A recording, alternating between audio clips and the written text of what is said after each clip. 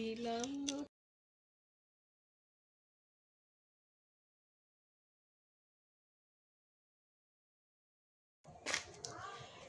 বন্ধুরা, kitchen with ভিলেজপুর চ্যানেলে তোমাদের সবাইকে স্বাগত জানাচ্ছি। আর আজকে আমাদের বাড়িতে পৌষ পার্বণ হবে। তো পৌষ পার্বণে আমরা কি কি করি সবই তোমাদের সাথে শেয়ার করব। আর আজকে অনেক রকম পিঠে রেসিপি শেয়ার হবে।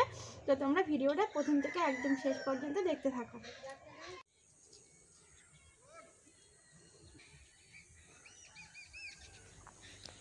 তো বন্ধুরা দেখো, পৌষ মাসের বিকালবেলা আর মাঠে কুয়াশা কুয়াশা, আর আমি চলে এসেছি মাঠে একটু ধান নিতে।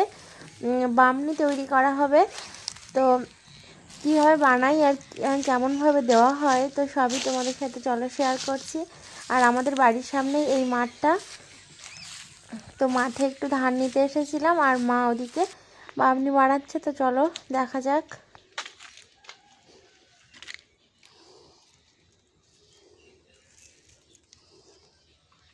হচ্ছে পাড়া একটু ভিড়ি করছে, পারে না কিছু না। তো দেখো, বামনি কিন্তু বানানো হয় গোবর দিয়ে। তো যেদিন যেদিনের গোবর সেই দিন বিকালবেলায় কিন্তু বানানো হয়। আর এই কুল পাতা আর ধান, সর্ষে, তুলসী পাতা এরকম অনেক কিছু দিয়ে কিন্তু বানাতে হয়। তো আমাদের গ্রামে এই বামনিকে সবাই লক্ষ্মী ঠাকুর বলেই মানে। তো এই দিন দেওয়া হয়। তো এইভাবে কিন্তু কুল পাতার ওপরে বসিয়ে বানানো হয়। তো দেখো আমি বানাচ্ছি।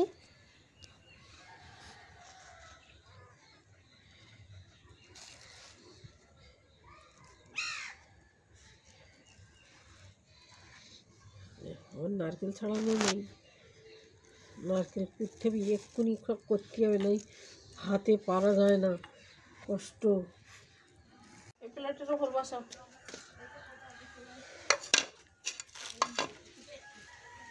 দাঁড়াও, ফেরিটা দাও।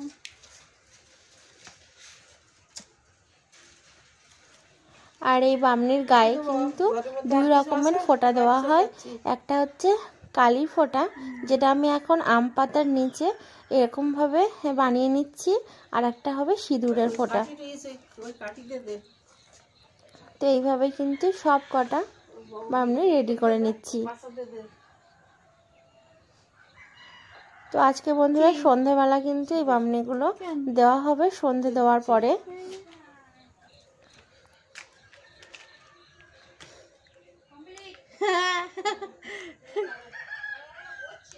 তোমরা এখনো করছ? আমাদের প্রায় প্রায় শেষ। কোথায় যাচ্ছ? কোথায়? সর্ষে খুঁজতে যাচ্ছে এখন। সর্ষে এদিকে পাবা না। সর্ষে বলনি কেন? বাড়িতে একটা ভাজা করে আনতাম। হ্যাঁ, যে বাসের পাড়ায় সর্ষে পাওয়া যাচ্ছে না।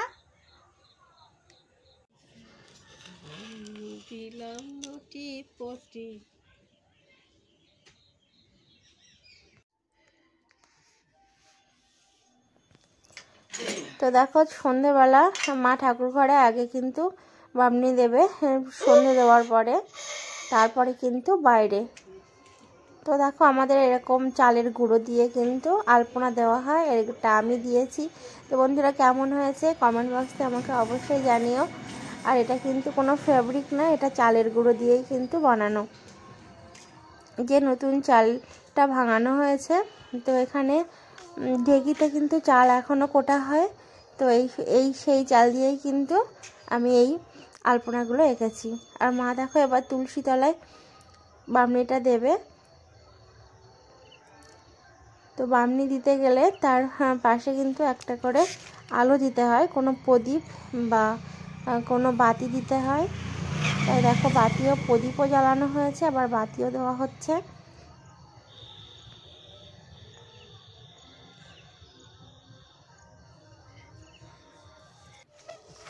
তো তুলসী মঞ্চপে দেওয়ার পরে আমরা যাচ্ছি কিন্তু আমাদের বাগানে।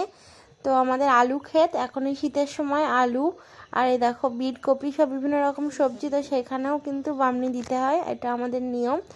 তো সেখানে একটা আলো তো জ্বালাতেই হবে, না অন্ধকারে এটা দেওয়া যায় না।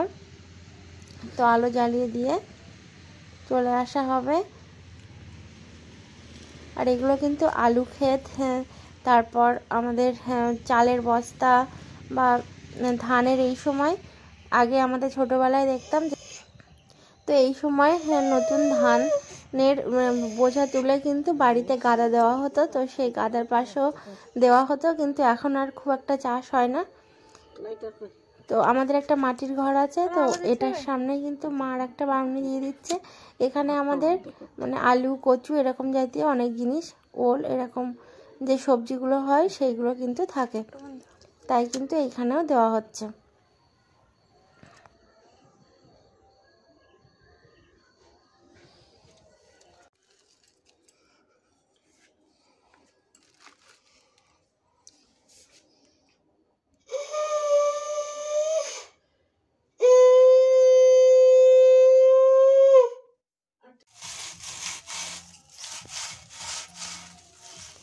তো দেখো বামনি দেওয়া শেষ করেই কিন্তু আমরা চলে এসেছি সবাই রান্নাঘরে। আর এটা হচ্ছে একটা মাটির ছাঁচ, আর এতে তৈরি হবে আমাদের কাস্তে বড়া পিঠে। তো আজকে নিয়ম আছে যে এই সংক্রান্তির দিন কিন্তু এই পিঠেটা বানাতে হবে, আর এই ছাঁচটা জ্বালাতে হবে না, এই সারা বছর জ্বালানো যায় না। তো হালকা করে জল গরম করে নেওয়া হয়েছে, খুবই অল্প গরম।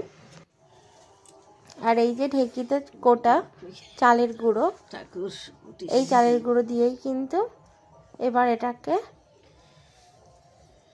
জলে একটা সুন্দর ব্যাটার তৈরি করে নেওয়া হবে।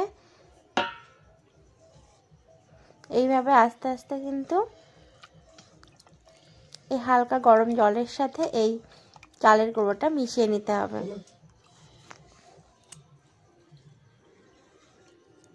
আর ঢেকিতে কোটা চালের গুঁড়ো তো খুব সুন্দর হয় পিঠে।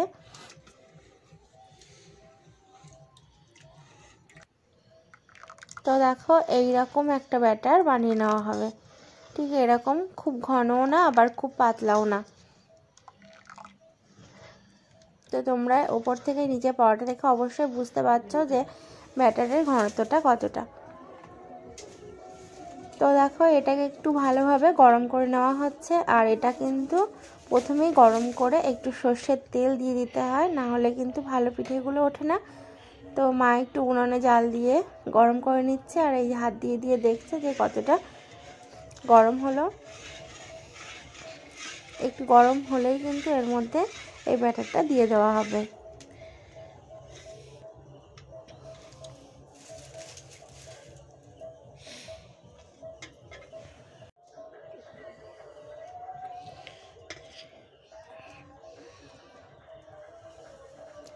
তো সব রকম পিঠের মধ্যে কিন্তু এই পিঠেটা বন্ধুরা আমার সবচেয়ে ফেভারিট, কারণ এতে মিষ্টি কম থাকে, আর আমি একটু মিষ্টি কম পছন্দ করি, যার কারণে কিন্তু এই পিঠেটাই আমার ভীষণ পছন্দের।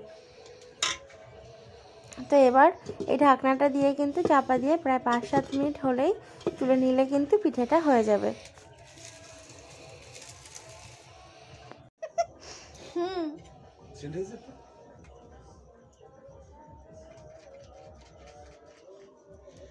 পিঠের গন্ধ বেরোচ্ছে, এতে হেভি সুন্দর হয়েছে গো। না একদম না, না খাইস তুই তেলের পিঠে।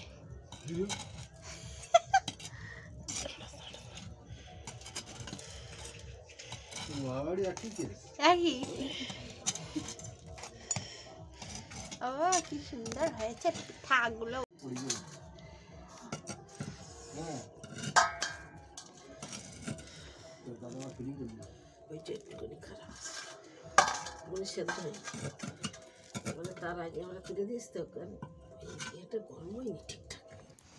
তো বন্ধুরা দেখো পিঠেগুলো কি সুন্দর হয়েছে, আর একদম ওপরটা ফুলে ফুলে গেছে, আর কতটা নরম আর কতটা সফট হয়েছে দেখো। এইভাবে আমি চেপে চেপে তোমাদেরকে দেখাচ্ছি। তো তোমরাও বাড়িতে এইভাবে বানিও, বানালে কিন্তু বেশ এরকম সুন্দর পিঠে তৈরি করা যায়। তো এরপরেই কিন্তু তৈরি হবে আবার নারকেল পিঠে।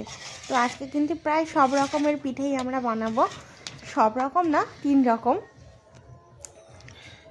তো আবারও মা এইভাবে দিয়ে দিচ্ছে, দিয়ে কিন্তু এই পিঠেটা কমপ্লিট হয়ে যাবে। আর এই দেখো জাল দিয়েছি খেজুরের গুড়, তো খেজুরের গুড় জাল দিয়ে মানে একটু জল দিয়ে জলে ফুটিয়ে নিয়েছি। তো এরকম সুন্দর একটা হালকা গুড় হয়েছে।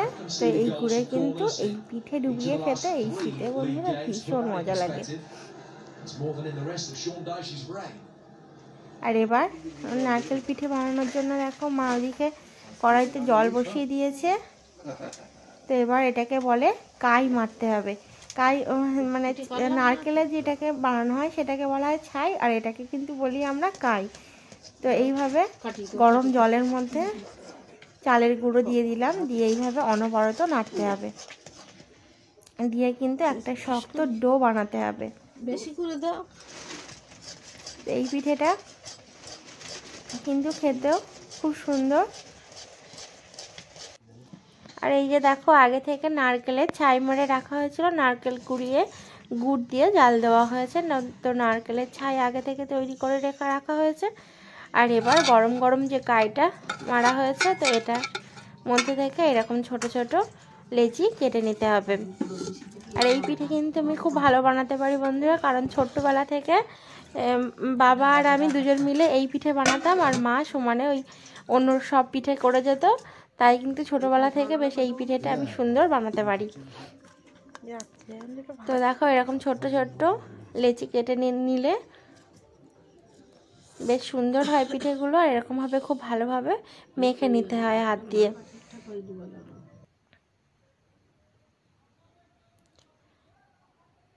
তো দেখো এবার দুটো আঙুলের সাহায্যে এরকম একটা বাটি তৈরি করে নিচ্ছি। আর এই বাটির মধ্যেই কিন্তু ছাইটা ভরে দিতে হবে। ছোটবেলায় আগে বন্ধুরা আমার ঠাম্মা শুনেছি যে সারা রাত ধরে নাকি এই দিনে পিঠে বানাতো। তো পরের দিন থাকতো আমাদের পার্বণ, তো ওই দিন কিন্তু কেউ নাকি রান্না হতো না, ভাত খেত না, সবাই পিঠে খেয়েই থাকতো। তো সেই সব দিনের মতো আজ কিন্তু এতটা বেলা করে মানে এতটা রাত করে পিঠে করা হয় না, তবুও রাত 10টা 11টা বেজে যায়। আগে নাকি ঠাম্মা প্রায় 2টা 3টে 4টে এরকম রাত পর্যন্ত পিঠে বানাতো। তো আগে মাও বানাতো, কিন্তু এখন আর পারে না, বয়স হচ্ছে আস্তে আস্তে, আর আমরাও বানাতে দিই না অত রাত পর্যন্ত। তো এই 10টা 11টা পর্যন্ত যতক্ষণ করা যায় ততক্ষণ আমরাই সবাই মিলে করি। তো বেশিটা মাই করে সব কিছু। তো দেখো কত সুন্দর হয়েছে পিঠেটা। এই যে দেখো অনেক রকমের শেপে কিন্তু আমি এই পিঠে বানাতে পারি। তো অনেকে দেখি যে এই পিঠেগুলো নাকি ছাঁচে বানায়, তো ছাঁচের থেকে আমার মনে হয় যে হাতে বানালেই বেশ ভালো হয়। তো এবার দেখো এই পিঠেটা একটা ছিদ্রযুক্ত ডেস্কির মধ্যে নিয়ে নেব, নিয়ে আর এরকম ফুটন্ত জলের মধ্যে বসিয়ে রাখবো। আর উপর থেকে এরকম ঢাকা দিয়ে সিদ্ধ করে নিলেই কিন্তু পিঠেটা একদম রেডি হয়ে যাবে। তো এই দেখো নামিয়ে নিয়েছি। এবার উপর থেকে একটু জল দিয়ে এটাকে ঠান্ডা জলে ধুয়ে নিলে কিন্তু পিঠেটা বেশ সুন্দর হয়। আর শেষে তোমাদের আর দেখালাম না, আমার ভিডিও অনেক লং হয়ে যাচ্ছে। তো এটা তেলের পিঠে, দেখো কত সুন্দর হয়েছে। লাস্ট এটা বানিয়েছিল মা, তো এটা আমি আর পুরোটা ভিডিও করিনি, যেহেতু আমার চ্যানেলে অনেকগুলোই তেলের পিঠে রেসিপি দেওয়া রয়েছে, তো তোমরা সেগুলো দেখে নিতে পারো। তো দেখো কি সুন্দর ফুলেছে তেলের পিঠেটা। তো বন্ধুরা আজকে আমার এই পর্বটা এখানেই শেষ হলো। তো দেখা হচ্ছে নতুন কোনো রেসিপি নিয়ে। তো সবাই ভালো থেকো, সুস্থ থেকো। আর প্লিজ বন্ধুরা আমার চ্যানেলটিকে অবশ্যই সাবস্ক্রাইব